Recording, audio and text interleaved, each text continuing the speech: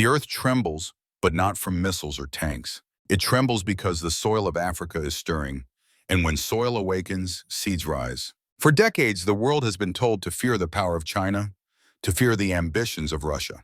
Yet in the corridors of Washington, Paris, and London, the real fear is something else entirely, the rising voice of Africa itself. It is the voice of Ibrahim Traoré of Burkina Faso, declaring that the gold beneath African ground belongs to African hands. It is the voice of millions of young men and women whose median age is just 19, demanding a future written not in dependency, but in dignity.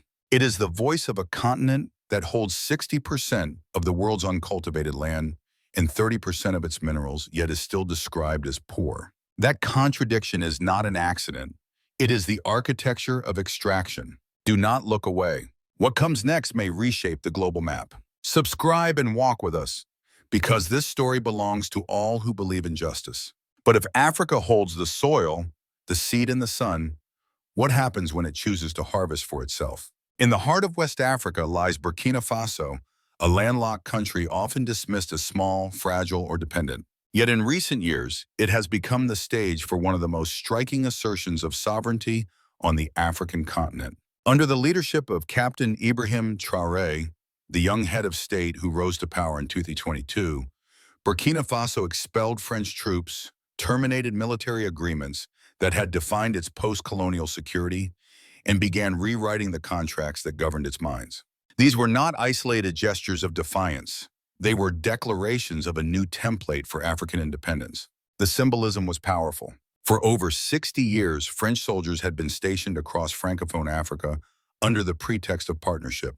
Their departure from Ouagadougou signaled more than a change of uniforms. It marked the breaking of chains. By choosing to renegotiate the terms under which gold, manganese, and other resources left its soil, Burkina Faso was declaring that raw extraction without value addition could no longer be the price of sovereignty. Traoré's insistence on domestic processing of gold was not only an economic decision, but also a moral one, a statement that Africa's wealth should enrich African children before it feeds foreign treasuries. Numbers tell the story with unforgiving clarity. Africa holds 60% of the world's uncultivated arable land, yet it imports food worth $60 billion every single year. It commands 30% of global mineral reserves, including 80% of the planet's platinum and 60% of its cobalt. Yet it is still described as the poorest continent by GDP per capita. The paradox cannot be explained by fate or geography. It is the legacy of centuries of extraction. The slave trade, colonial conquest, post-colonial dependency, and the structures of global finance that ensure wealth flows outward while poverty remains within.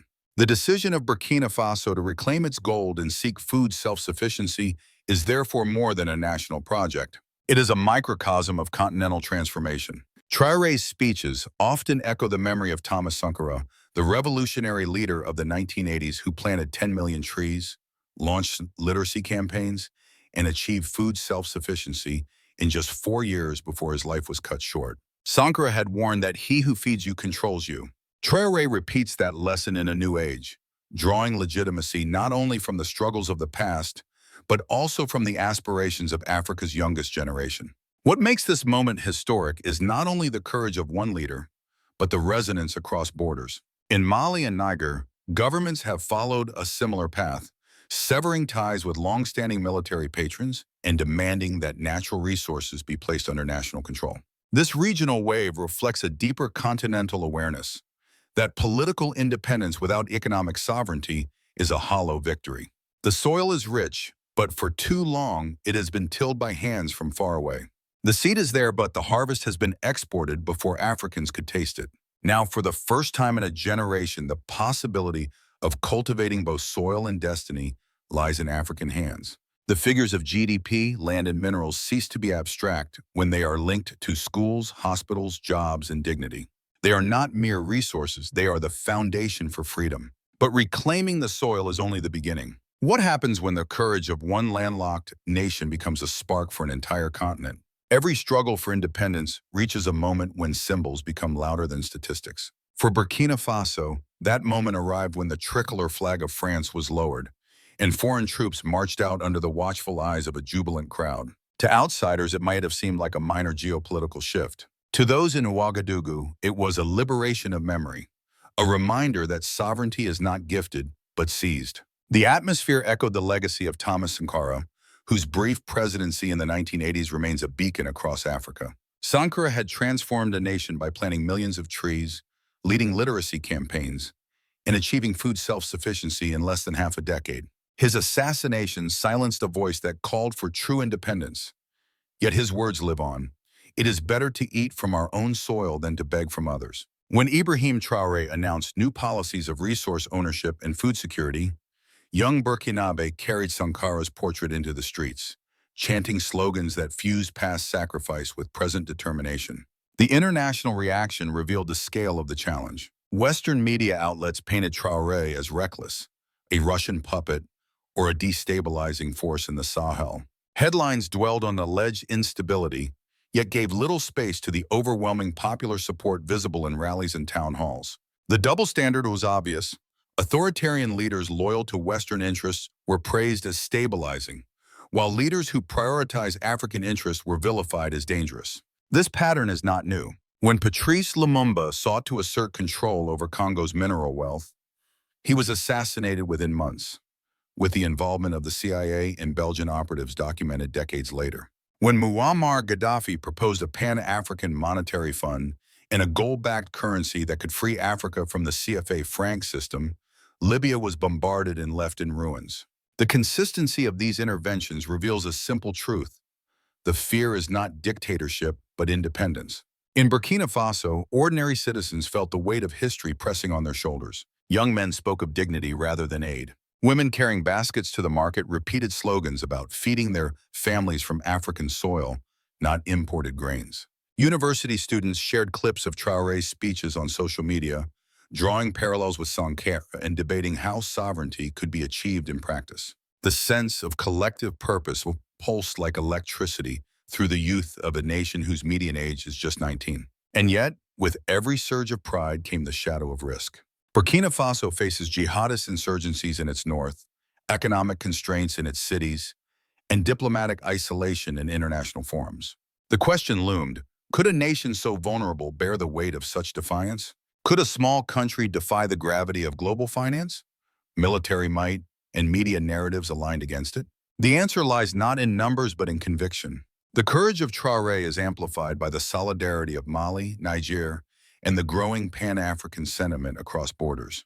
In Bamako, crowds gathered to support similar decisions to expel French forces. In Niamey, young people marched with slogans calling for sovereignty, even under the threat of sanctions from ECOWAS. Each action amplified the resonance of Burkina Faso's stance, turning a national act into a regional wave. To Western strategists, this was the nightmare scenario. Sovereignty spreading not as ideology imposed from outside, but as an indigenous awakening rooted in lived history. The chains of dependency are strongest when they are invisible, but once seen, they can be broken. But history also whispers warnings. Sankara was assassinated. Lumumba was silenced. Gaddafi was overthrown. Every leader who sought to restructure Africa's place in the global economy faced not only domestic obstacles, but the concentrated force of external opposition. Today's movement faces the same danger, yet it is fueled by something new, the unrelenting energy of Africa's youth, connected by technology, aware of history, and unwilling to inherit dependency. And so the moment of highest drama is not only the exit of soldiers or the signing of contracts, it is the collective breath of a generation asking, will this time be different? Will the soil planted with the seeds of sovereignty finally yield a harvest before the storm of intervention arrives again? The ripples of sovereignty are never confined to the palace or the parliament. They reach into the marketplace, the classroom, the farm, and the household. In Burkina Faso, Ibrahim Traoré's decisions have already begun to reshape daily life, not only in policy documents but in the lived experiences of citizens. One of the most visible shifts is in the economy. By demanding that gold be processed domestically, the government has signaled a break with the historic model of exporting raw ore while importing manufactured goods at inflated prices. Local processing plants mean more jobs, new skills, and greater revenue retained within the country. Farmers, long accustomed to selling harvests dictated by international demand, have been encouraged to prioritize food crops for national consumption. This echoes the Sankarist ethos of feeding one's own people before exporting to the world. For a population that spends a large share of income on food, the promise of self-sufficiency is not abstract. It is the promise of dignity on the dinner table. Politically, Traoré's stance has redrawn the social contract between state and citizen. For decades, many in Burkina Faso felt alienated from a government that seemed to serve external patrons rather than local needs. By defying Paris and reasserting control, the state has regained legitimacy among its people. Town hall meetings are filled with young voices demanding not just independence in rhetoric, but policies that translate into schools, clinics, and infrastructure. The presence of popular support gives the government resilience against external pressure, but it also raises expectations. People now look for tangible outcomes, not only stirring speeches. Security remains the sharpest challenge. The country continues to face armed insurgencies in its northern regions, fueled by poverty, porous borders, and external meddling. Critics argue that expelling French troops could worsen insecurity. Supporters counter that sovereignty is the foundation of lasting peace, that foreign troops fighting wars without legitimacy cannot succeed where local resolve might. In this debate lies the tension between short-term stability and long-term independence. Yet perhaps the most profound consequence is psychological. For generations, Burkinabe citizens were told that their nation was too small, too poor, too fragile to chart its own course. The act of saying no to a former colonial power and yes to local ownership has cracked that narrative. Young people now speak of opportunity rather than inevitability. University students envision careers in African enterprises, not only in foreign NGOs. Farmers talk about cultivating dignity as much as crops. Mothers dream of futures where their children inherit more than dependency. This transformation resonates across Africa. In Mali, Niger, and beyond, populations are watching closely. They see a nation that dares to defy not out of hatred, but out of love for its soil. They ask whether their own governments will follow. And herein lies the heart of what may be called the Ibrahim Traoré legacy, not merely the reforms of one presidency, but the spark of continental imagination. His policies may succeed or falter, but the precedent of defiance and the hope it awakens cannot easily be undone. Still, questions abound. Can Burkina Faso sustain this course without succumbing to economic isolation? Will regional alliances like ECOWAS punish or support such sovereignty-minded experiments? And perhaps most importantly, will citizens remain united when the hardships of transition test their patience? The answers are not yet written, but one fact is undeniable. The conversation about sovereignty has moved from theory to practice. And when an idea takes root in the soil of daily life, it becomes harder to uproot. If the legacy of one leader can awaken a generation, what might happen if an entire continent chose to walk the same road? No act of sovereignty in Africa happens in isolation. The world is always watching, and the world is never neutral.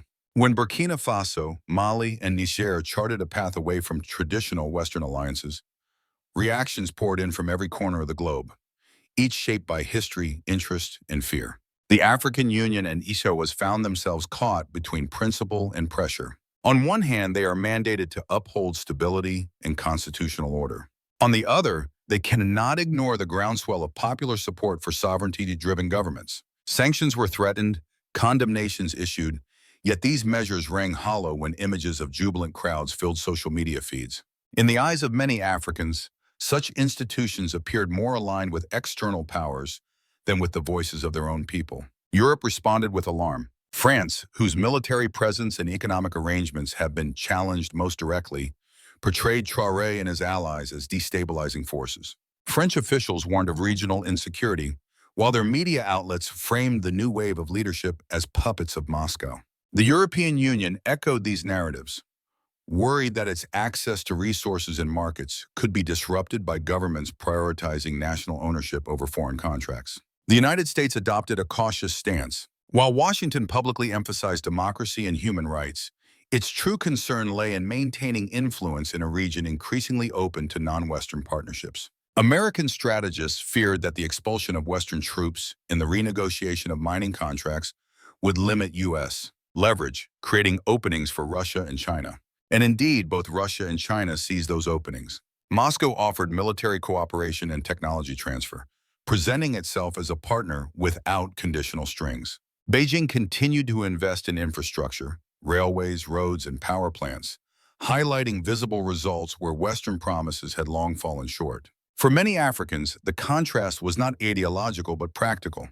Who delivers tangible progress, and who maintains dependency? The deeper anxiety for Western capitals is not merely geopolitical competition. It is structural. A unified Africa capable of processing its minerals, feeding its people, and integrating its markets represents a transformation of the global order more profound than the rise of any single nation. China works within global capitalism. Russia projects military power within its geographic sphere. But Africa, united and sovereign, could redraw the very architecture of global trade. This long-term perspective explains why some analysts now speak of an Ibrahim Traoré Vision 2050, a horizon where Africa's resources, labor, and markets serve African development first. Whether or not such a vision becomes reality, the very articulation of it unsettles a world accustomed to Africa's dependency. But international opinion does not decide Africa's future. The continent itself does. And the question that lingers is this: will global partnerships help Africa walk its chosen road? Or will they seek once again to block the harvest before it begins? The story of sovereignty is not written in stone, it is written in soil. And soil, as every farmer knows, yields only when tended with patience, courage, and vision. Burkina Faso's defiance is not the end of a journey, but the first steps on a long road that stretches across the continent. The road ahead is filled with obstacles. Economic sanctions may tighten. International lenders may withhold funds. Foreign media will continue to paint African sovereignty movements as reckless or radical. Insurgencies and instability in the Sahel will test the resilience of fragile states. These risks are real, and they cannot be dismissed. Yet every risk conceals an opportunity. By deepening cooperation through the African Continental Free Trade Area, nations can build resilience against external shocks. Intra-African trade, projected to increase by 50% under AFCFTA, is more than commerce. It is a shield against dependency. Shared infrastructure, regional security cooperation, and pooled financial institutions can turn isolated acts of defiance into a continental movement. The demographic dividend provides another path forward. Africa's youth, with a median age of 19, represent not only the largest workforce of the future, but also the largest reservoir of creativity. Connected through technology, they form networks that transcend colonial borders and linguistic divides. Their voices on social media, their songs, their protests, and their startups create a cultural and economic momentum that traditional power structures cannot easily contain. Technology is the bridge that can shorten the distance to sovereignty. Mobile banking, renewable energy, and digital education allow African societies to leapfrog outdated stages of development. But technology alone will not suffice. It must be coupled with political will, policies of ownership, and investments in human capital. The seed of innovation will only grow in soil fertilized by sovereignty. Above all, the path forward requires unity. One small nation can resist, but an entire continent can transform. If Burkina Faso processes its gold, it is a national gain. If Africa processes its minerals, it is a global shift. If one government demands food self-sufficiency, it is an experiment. If a continent insists, it is a revolution. The metaphor of harvest remains the most fitting. For centuries, Africa's soil has produced bounty, but the harvest was carried away by others. Now the question is whether Africans themselves will gather what their land has always promised. And so the road bends toward the future, uncertain, perilous, but filled with light. The choice belongs not to Paris or Washington, not to Moscow or Beijing, but to Africans themselves. But will the seeds sown today survive the storms that are sure to come? Africa's story has too often been told by others, in the language of pity, dependency, or despair. Yet today, a new chapter is being written, not with borrowed ink, but with the calloused hands of its own people. The journey of Burkina Faso under Ibrahim Traoré is not only about one country, it is about the unfinished struggle of an entire continent to claim its rightful place in the world. The message resounds clearly. Political independence without economic sovereignty is a hollow promise. The courage to process gold at home, to plant crops for African mouths, to demand dignity instead of charity, these are not small reforms. They are the pillars of a transformation long overdue. They are the essence of the Ibrahim Traoré legacy, a reminder that sovereignty is not an abstract dream, but a daily practice lived by farmers, students, and workers alike. The future, however, will not unfold automatically. The storms of external pressure remain strong. Sanctions, propaganda, and covert interference. Yet the forces of unity are stronger still. With the African Continental Free Trade Area, with youth connected across borders, and with governments daring to defy dependency, the possibility of a continent rising together becomes more than imagination. It becomes a horizon. Some call it the Ibrahim Traoré Vision 2050, a vision of an Africa that feeds itself, powers itself, and governs itself. This is no utopia. It is a road that demands sacrifice, patience, and resilience. But the rewards are profound. A market of 1.4 billion people integrated, an industrial base built by African labor, and a generation that refuses to inherit chains. The harvest of sovereignty is within reach, if Africans choose to cultivate it. So let us ask, will this generation be the one that finishes what the heroes of the 1960s began? Will it transform the soil of Africa into the foundation of true independence? The answer lies not in speeches, but in choices. And each act of solidarity, each moment of resistance, each voice demanding dignity, adds to the weight of change. If you believe that Africa's story must be told by Africans themselves, stay with us. Subscribe, comment, and share. Let this message spread like seeds across the soil. Because the future of global justice depends not only on what is taken from Africa, but on what Africa chooses to give the world. The Ibrahim Traoré legacy is already unfolding. The question is whether the harvest will be gathered in full,